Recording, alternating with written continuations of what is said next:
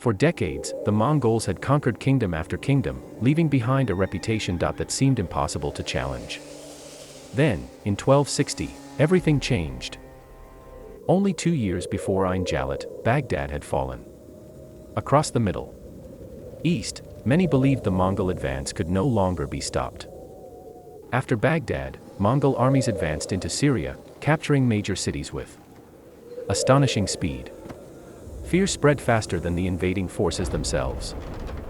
Many rulers chose surrender over resistance, believing no army could withstand the Mongols' unmatched military discipline and relentless campaigns. By early 1260, Hulagu Khan's forces had reached Damascus. It seemed the Mongol Empire was on the verge of complete dominance. Then, events far beyond the battlefield forced Hulagu Khan to make a decision that would unexpectedly reshape history forever. Following the death of Great Khan Monk, Hulagu returned east with much of his army, leaving a smaller force behind in Syria.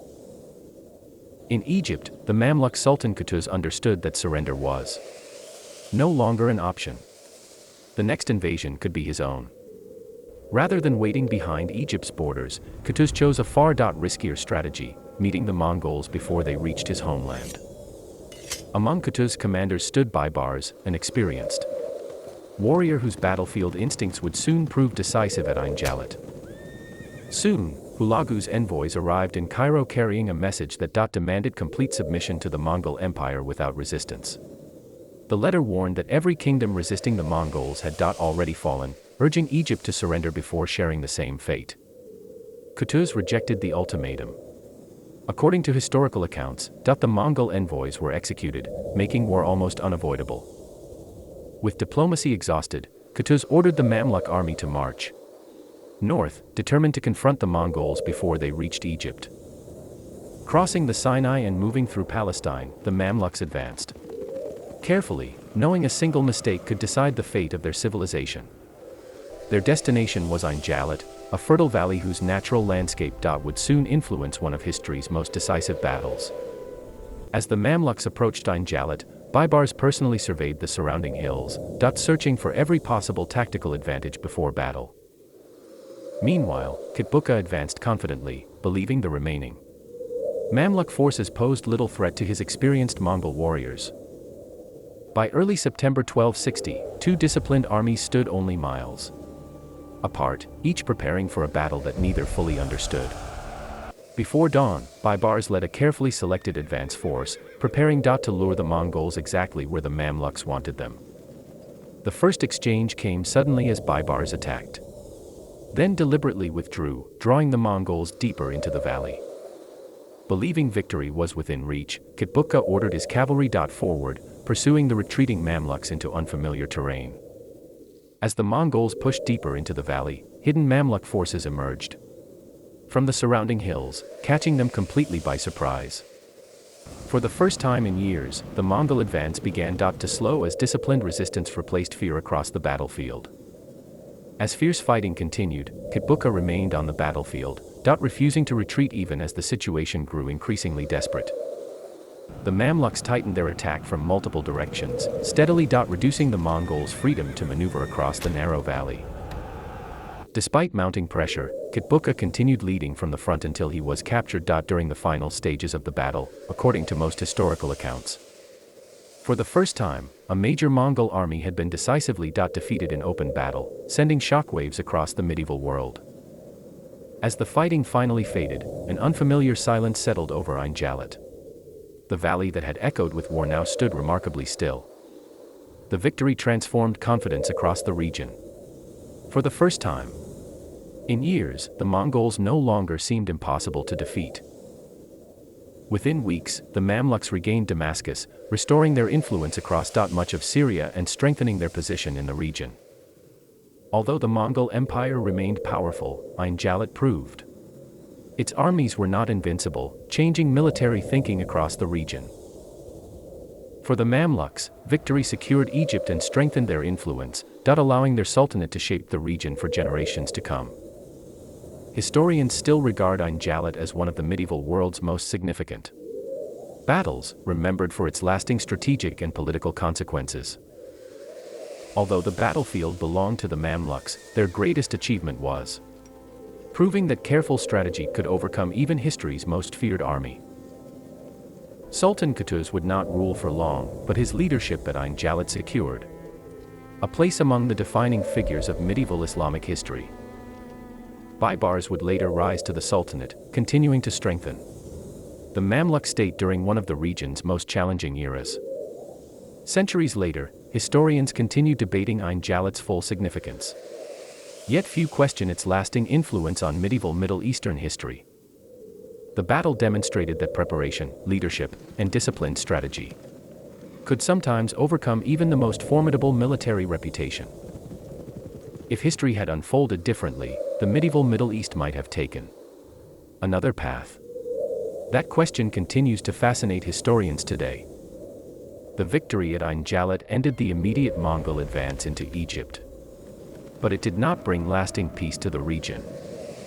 Over the following decades, Mamluk and Mongol forces continued confronting one another across Syria in a series of hard-fought campaigns. Neither side disappeared from history.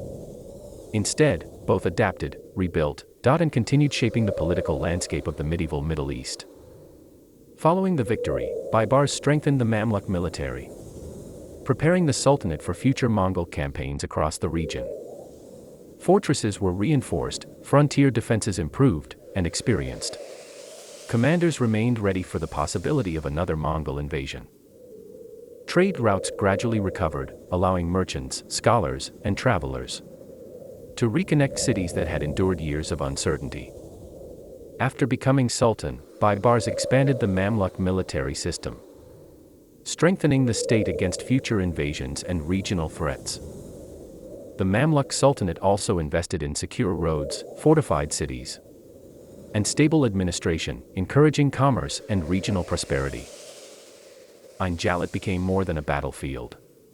It became a lasting symbol of resilience, preparation, and determined leadership in medieval history. Yet the story of Ain Jalut was never only about one battle. It reflected centuries of preparation, leadership, and determination under immense pressure. Its legacy reminds us that history is shaped not only by power, but also by preparation, resilience, and the decisions made in critical moments. The Battle of Ain Jalut remains one of medieval history's defining moments, remembered for its enduring military, political, and historical significance. Beyond military victory, Ain Jalut reshaped the balance of power, influencing diplomacy, trade, and regional politics for decades afterward.